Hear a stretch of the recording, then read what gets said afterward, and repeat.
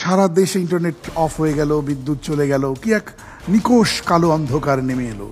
এরপরেও আপনারা কোত্থেকে পেলেন প্রেরণা আর সাহসটাই বা কোথা পেলেন, আর কিভাবে শুরু হলো ওই গল্পটা যদি একটু ছোট করে বলতেন। আমাদের ইন্টারনেট বন্ধ করে দেওয়া হবে এটা ধারণা করছিলাম, কারণ হচ্ছে 18 সালের কোটা সংস্কার আন্দোলনে তো আমি ছিলাম ক্যাম্পাসে। তখন দেখতাম যে যখনই আন্দোলনটা জমে উঠতো তখনই নেটওয়ার্ক স্লো করে দিত, ইন্টারনেট বন্ধ হয়ে যেত। এরকম সম্ভাবনাগুলো নিরাপদ সড়ক আন্দোলনে আমরা দেখেছি। তো সেই এক্সপেরিয়েন্স থেকে আমরা নেটওয়ার্ক বন্ধ হওয়ার সপ্তাহখানেক আগে 5-7টা অফলাইন মোবাইল, 5টা অফলাইন মোবাইল এবং সিম রিজার্ভ কিনা ছিল আর কি, যাতে করে কমিউনিকেট করা যায়। এবং সারা দেশেই অফলাইন নাম্বারগুলো আমাদের সংগঠনের যারা ছিল তাদেরকে কালেক্ট করা ছিল। আমার এখনো মনে আছে যে তখন আমরা একটা ফোন সিবগাতুল্লাহ ভাইকে দেই, একটা ফোন সাদিক কায়েম ভাইয়ের কাছে ছিল, একটা ফোন আমার কাছে ছিল, এরকম 4-5 জনকে আমরা দেই। ওনারা খুবই শর্ট টাইমের মধ্যে সারা দেশের যেখানে যেখানে কমিউনিকেট করার কথা, যাদের সাথে পলিসি মেক সবার অফলাইন নাম্বারগুলো কালেক্ট করে। আর আমাদের দিক থেকে পলিসি মেকিংয়ে যারা আছে সমন্বয়ক পর্যায়ে, সেকেন্ড লেয়ারে, থার্ড লেয়ারে সবার অফলাইন নাম্বারগুলো আমরা কালেক্ট করি। তো আমাদের সাথে বেশ বারবার কমিউনিকেট হয়। আমার এখনো যেমন যেদিন 9 দফা দেওয়া হয় সেদিন সন্ধ্যায় নাহিদ ভাই গুম হওয়ার দিন আর কি, রাতে গুম হয়, ওই দিন মাগরিবের পর আমাকে ফোন দেয়, একটা আননোন নাম্বার থেকে কল আসে। কল রিসিভ করেই বুঝছি যে এটা নাহিদ ভাইয়ের কণ্ঠ।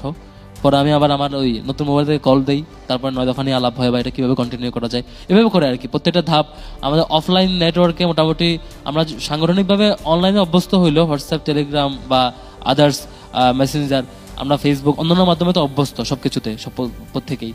কিন্তু নেটওয়ার্ক বন্ধ করে দেওয়ার পরে অল্প সময়ের মধ্যেই আমরা অফলাইনে পুরোপুরি অভ্যস্ত হয়ে যাই এবং অফলাইনে সারা দেশের সকল সাংগঠনিক স্ট্রাকচারের দায়িত্বশীলদের সাথে কমিউনিকেশন করা, সিদ্ধান্ত লেভেলে যারা আছে, মিডিয়া যারা আছে, সবার সাথে কমিউনিকেট করে। আপনি যে দায়িত্বশীলের কথা বলছেন এটা কি ছাত্র শিবিরের দায়িত্ব? জি, আমাদের এখানে সবার সাথে কমিউনিকেট করা হয়েছে। ছাত্র শিবিরের দায়িত্বশীলদের সারা দেশের কমিউনিকেশনটা আমরা এইতে কেন্দ্র থেকে তত্ত্বাবধান করা হয়। আর আমাদের ঢাকা ইউনিভার্সিটির জায়গা থেকে আমরা সমন্বয়কদের সাথে কমিউনিকেটটা করি সিদ্ধান্ত গ্রহণ এবং অন্যান্য দিক থেকে।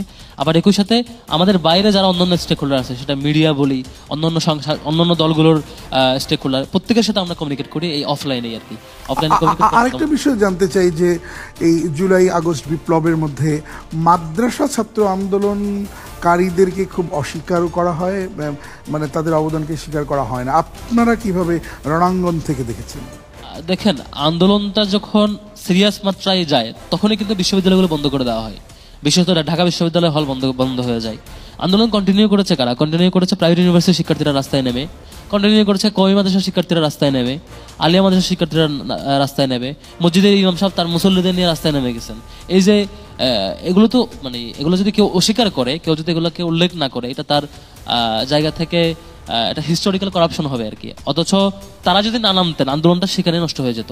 আমরা সিদ্ধান্ত গ্রহণের মোটিভেশন কেন পেয়েছি মাঠে আমার লোকেরা, আমার জনগণেরা, আমার ছাত্র জনতা, আমার কওমি মাদ্রাসার শিক্ষার্থী, প্রাইভেট ইউনিভার্সিটির শিক্ষার্থীরা জীবন দিচ্ছে, রাস্তায় নেমেছে, সেই মোটিভেশন থেকে কিন্তু ফার্দার কর্মসূচি কন্টিনিউ হয়েছে। আপনি দেখবেন যে এক্সট্রিম লেভেলের যখন কর্মসূচি চলছে, পরে আমরা সফট কর্মসূচিতে যাই, এরপরও যে মানুষজন রাস্তায় নামছে, এখান থেকে মোটিভেশন পেতে আমরা আবার হার্ড কর্মসূচি পরবর্তীতে 1 দফা পর্যন্ত যাওয়া হয়েছে।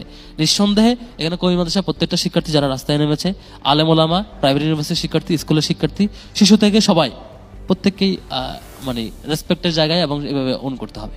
এখন যে বাংলাদেশ চলছে, সেই বাংলাদেশের উপরে আপনি কতখানি সন্তুষ্ট? 1 মিনিটে যদি বলতেন।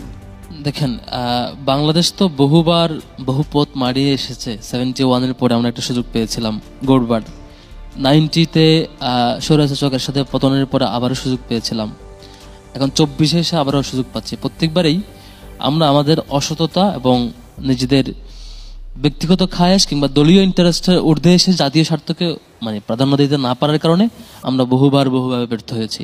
আমরা আর ব্যর্থ হইতে চাই না, আর কোনো 24 নেমে আসুক আমরা চাই না। আমাদের আজকে যে ভাই আহত হয়েছে, এরকম আর কোনো ভাই রাজনৈতিক সংঘাতের কারণে পরিস্থিতি তৈরি হবে, ক্রাইসিস তৈরি হবে, সেটা আমরা চাই না।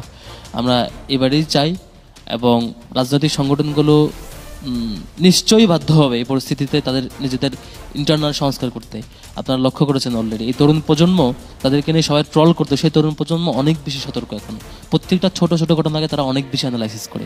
তবে আশাবাদী যে দুইটার কোনো একটা হচ্ছে নতুন করে সংস্কার করলে সবাই খুব ভালোভাবে আগাতে পারবে, আর যদি কেউ সংস্কারকে বাধাগ্রস্ত করতে চায়, সেখানে এই জেনারেশনের মুখোমুখি হয়ে তারা এখান থেকে বিচ্ছিন্ন হতে বাধ্য হবে।